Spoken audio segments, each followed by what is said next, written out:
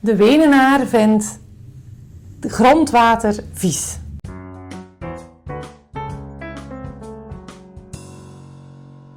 Welkom bij de kaart van de maand. Iedere maand rond de 15e delen wij een kaart die ons bezighoudt. Die we zelf zijn tegengekomen of die ingezonden is.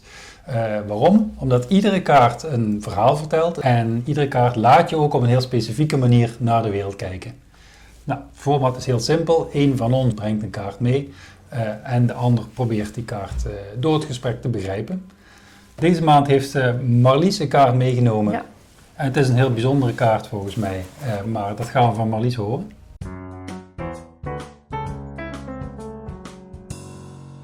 Ik heb inderdaad een kaart meegebracht, Remy. Jou niet onbekend. De kartopologische Karte des Wiener Wassers, voor zover mijn Duits.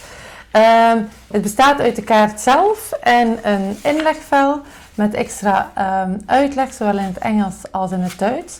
Het is best wel een limited edition, deze kaart. Oh ja? Want er zijn er 150 in Wenen achtergebleven. En we hebben er zelf nog een 100-tal geprint en dat is het ook tot nu toe. Ik vouw ze even uit. Dan heb je een groot beeld. Dus de kaart bestaat uit een hele grote tekening. Daar hebben we straks wat meer over vertellen. Er staat een titel op, een klein diagrammetje hier en wat partners. Of dat is in het kort wat er allemaal op de kaart staat.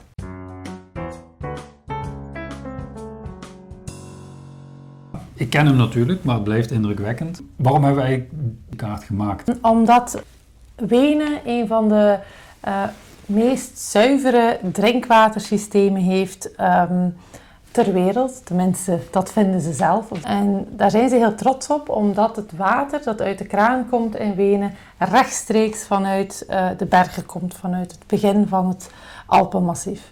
Wiener Wasser heeft natuurlijk ook allemaal uitdagingen. En een eerste grote uitdaging in Wenen is dat de stad groeit.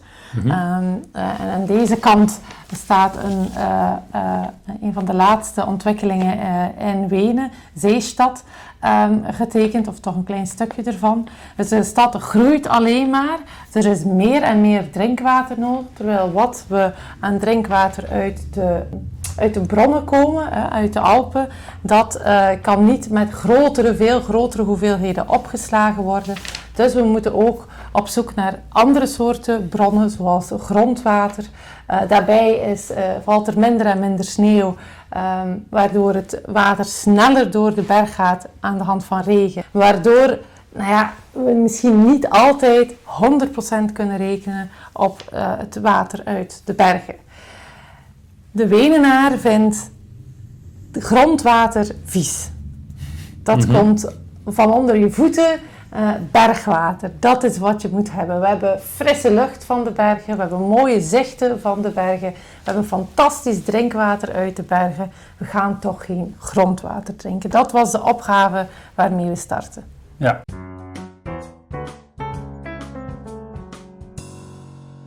Nou, wat er op de kaart staat is dus eigenlijk de weg van het water van bergen van de Alpen naar de stad Wenen. Maar dat staat er niet zomaar op. Dat is niet eventjes een kaart zoals je ze gangbaar ziet. De kaart heeft een bijzonderheid in zich. Marlies, kun je dat eens laten zien misschien? Ja, dus de kaart is voor een deels op zijn kop getekend, lijkt het. Dus ze kan omgedraaid worden. En je ziet eigenlijk één grote zwarte lijn die dan hier zo doorloopt. Helemaal daar naartoe. Die ook de boven- en de ondergrond op een bepaalde manier toont. En laten we ze eerst even omdraaien en bij de bergen beginnen.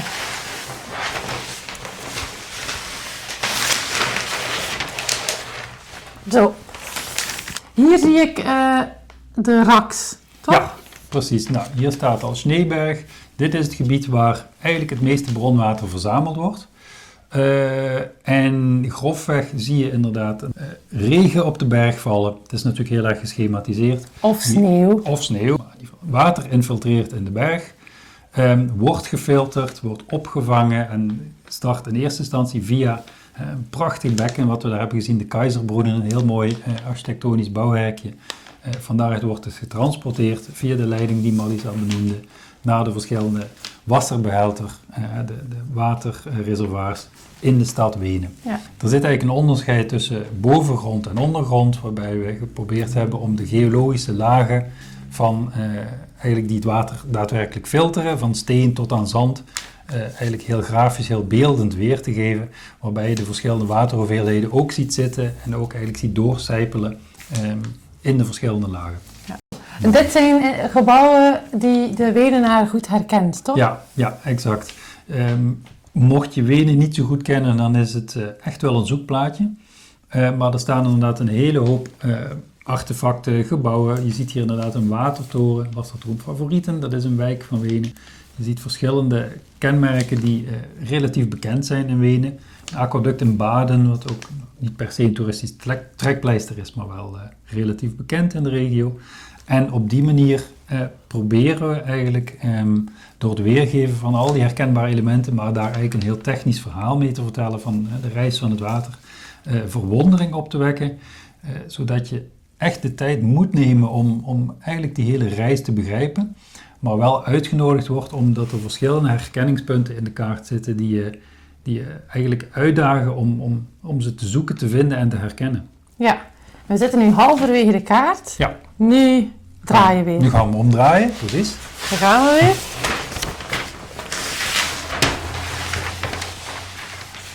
Nou, wat we dan hier tegenkomen, eigenlijk hetzelfde verhaal als net toen we in de Alpen zaten. Je ziet weer regen, wolken. Je ziet hier een wijk van Wenen, Zeestad, daar vertelde Marlies al net over. En ook hier zie je het water eigenlijk neerdalen, incijpelen in de verschillende geologische, in de ondergrond van de wijk. Niet alleen van Zeestad, maar dat geldt natuurlijk voor heel Wenen en omgeving. Dus wat er hier gebeurt is eigenlijk exact hetzelfde verhaal als wat er in de bergen gebeurt.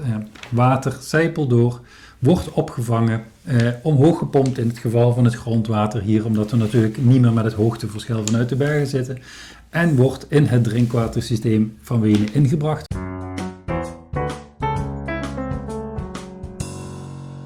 Mocht je nou zelf denken, hey, wat een mooie kaart, ik wil die thuis ook hebben, dat kan. We hebben nog 100 exemplaren. Een linkje naar onze webshop vind je in de beschrijving van de video hieronder. Yes.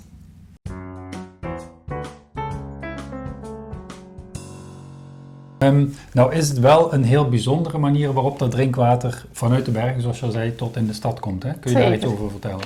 Ja, dat water dat wordt via een heel kanalisatiesysteem vanuit de bergen die op zo'n 150 kilometer ver liggen, wordt dat helemaal gekanaliseerd aan de hand van aquaducten, maar ook aan de hand van heel bijzondere, redelijk oude gebouwen, want die hele kanalisatie is gestart, de bouw daarvan, in 1870. Rond 1870. Rond 1870. Ja. En de opdrachtgever daarvan was keizer Frans Jozef, als ik me niet vergis. En die kanalisatie, dat gaat eigenlijk allemaal zonder energie. Ze gebruiken het verschil in hoogte vanuit de bergen en zo gaat een stukje van het bronwater helemaal naar de stad. Daar wordt het in verschillende waterbekkens opgevangen en van daaruit wordt het dan verdeeld over de verschillende wijken en straten. Ja, het was inderdaad een prestigeproject van keizer Frans Jozef.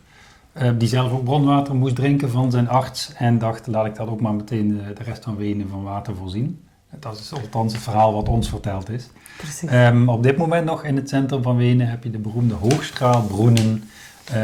Dat is destijds eigenlijk het eindpunt geweest van de Wiener, de eerste Wiener Hochquellenleitung, zoals het dan zo mooi heet. En daar werd gevierd dat eindelijk de constructie vanuit de bergen naar de stad af was. De kaart is misschien ook een beetje een kleine provocatie, zouden we kunnen zeggen, naar alle Wenenaren die zo trots zijn op hun bronwater en zo vies zijn van grondwater. En eigenlijk stellen we de vraag met deze kaart, hebben we het eigenlijk niet over hetzelfde principe? Is niet al het water grondwater of kunnen we niet al het water ook als bergwater beschouwen? Ja, precies, en daarbij komt ook nog dat de berg hier, de Raks en andere plekken waar die bronnen liggen, Die plekken zijn allemaal heel goed beschermd. Daar mag je niet zomaar overal wandelen. Alles is goed georganiseerd. Daar mag niet overal vee staan. Dat wordt heel goed onderhouden, omdat natuurlijk het drinkwater daar vandaan komt. Maar hetzelfde zou je kunnen stellen voor de grond en de bodem en de bodemkwaliteit in de stad. Zouden we dat ook niet beter moeten onderhouden? Zouden we daar niet meer van moeten weten? Zodanig dat het grondwater hetzelfde imago krijgt als het bronwater dat vanuit de bergen komt. En een laatste wat ik daar ook aan wil toevoegen is, er wordt natuurlijk ook al eeuwenlang water vanuit de bergen naar de stad gebracht. Mm-hmm. Maar hier wonen natuurlijk ook mensen. En daar is ook natuurlijk van wie is dat water eigenlijk? Is dat van diegene die daar zijn vlagje zet, vanaf nu is dat van Wenen? Of is dat van diegene die aan de voet van de berg woont? En ook daar proberen we op die manier over na te denken dat je als je in Wenen woont, misschien ook trots moet worden op je grondwater, want dat is misschien hetgeen waar je het meeste recht op hebt.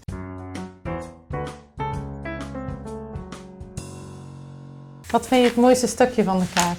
Nou ja, ik ben zelf wel een fan van de gedetailleerde weergave van bijvoorbeeld de Watertoren en die Wasserspeicher, Rozenheugel hier. Ik denk, om uit te tekenen is zo'n brug is wel heel leuk om te tekenen. Ik vind dit stukje best wel dat is een van mijn favoriete stukjes, omdat ik erin ben geslaagd, denk ik, om net voldoende te tekenen dat het herkenbaar wordt, maar toch voldoende weg te laten dat het tot de verbeelding spreekt.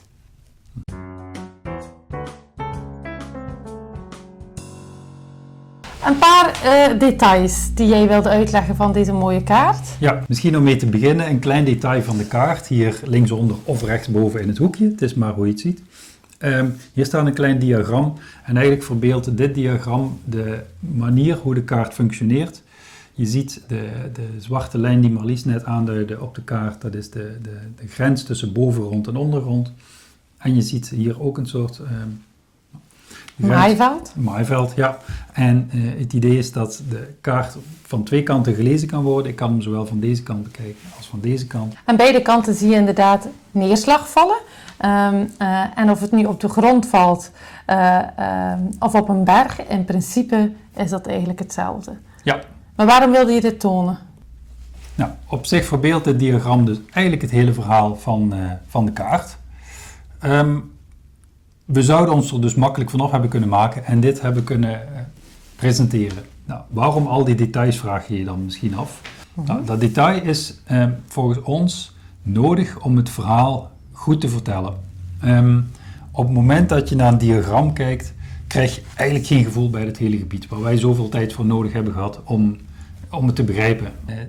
De herkenbaarheid die eigenlijk de mensen die onze kaart bekijken, de inwoners van Wenen of de mensen van Wienerwasser, van het waterbedrijf, de herkenning die ze hebben bij de kaart en daarmee de uitnodiging om beter te kijken, om tijd te besteden met de kaart en die weg van het water daadwerkelijk te proberen te vinden, dat maakt dat je je ook op de een of andere manier gaat vereenzelvigen met het onderwerp en dus gaat beseffen wat voor een gigantische onderneming het is en ook een voorrecht eigenlijk wat het is om het water uit die bergen iedere dag maar weer zomaar uit je kraan te krijgen. Precies. Dat gevoel en eigenlijk die verwondering die krijg jij volgens ons niet uit het bekijken van zo'n diagram.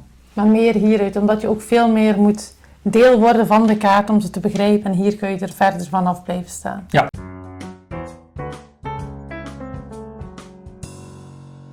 We zijn natuurlijk het Instituut voor Cartopologie. Mag je dit een cartopologische kaart noemen?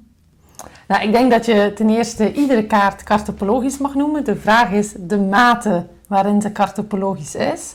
En daar kan ik wel iets over vertellen. Om die kaart te maken zijn we 6 weken lang in Wenen gaan wonen. Geen straf natuurlijk. Maar toch, we hebben 6 weken onze berg hier verlaten om daar naartoe te gaan. En dat is op zich al cartopologisch. Begin je dan letterlijk met een wit vel papier? Ik begin met een wit velletje papier. Ik begin niet met een groot wit vel, maar met allemaal hele kleine schetsjes en tekeningetjes die we helpen om het hele concept van de kaart te begrijpen. Hoe gaan we ze draaien, hoe gaan we ze opbouwen.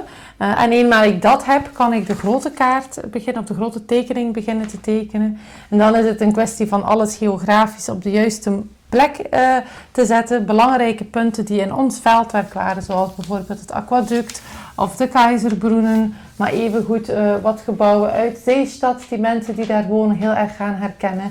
De metrolijn die heel herkenbaar is. Nou, om die zaken erop te zetten, om voortdurend na te denken, kunnen mensen dit volgen? En terzelfde tijd biedt het genoeg vrijheid om zelf te gaan zoeken en zelf op pad te gaan. Daar ben ik eigenlijk voortdurend mee bezig als ik zo'n kaart maak.